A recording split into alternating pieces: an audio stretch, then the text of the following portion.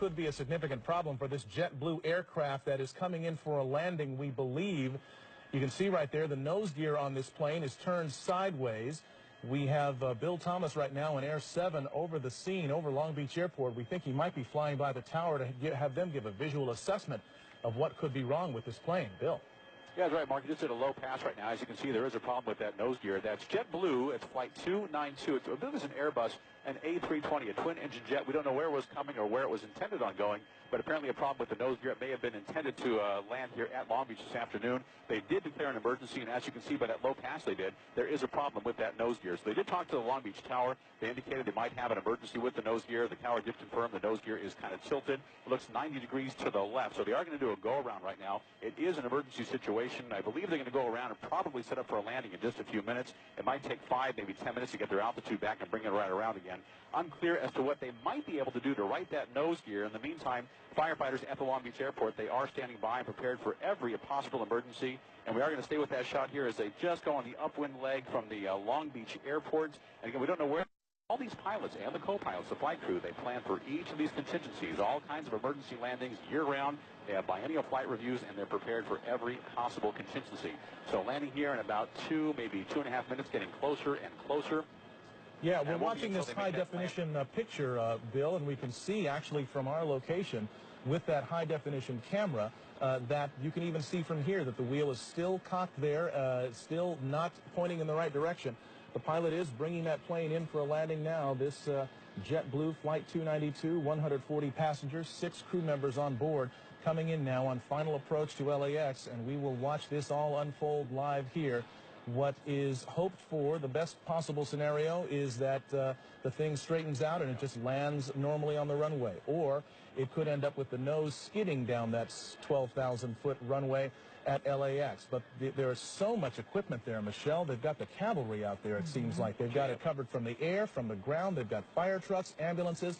And we should also note there are buses ready to transport the passengers back to the terminal. So they are anticipating and hoping that none of the emergency equipment will be needed and that they'll be using the buses a lot more than they'll be using the emergency gear. Let's watch this thing go. And they've got their weather working in their favor, too. At this time yesterday, there were still some thunder showers in the area showing up on our live Doppler 7000. But today, nice, clear conditions for this plane to come in and make this emergency landing.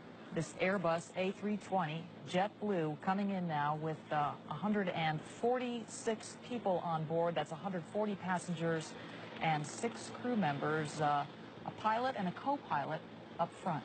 All right, we are watching it now, and it's coming in low and presumably slow now. It's probably crossing the 405 and approaching Sepulveda Boulevard and ultimately the airport. That's runway 25 left. That was the 405 freeway right there. We're getting close. 25 left, as Mark pointed out, the longest runway at LAX, the one they want to use for emergency landings if they can. And here it comes in now, this JetBlue Flight 292 with that front nose gear pointed sideways. Hold the nose.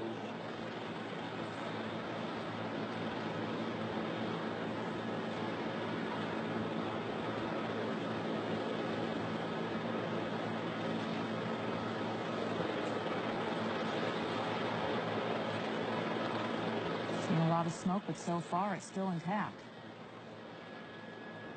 The landing gear. He's now slowing down as best he can.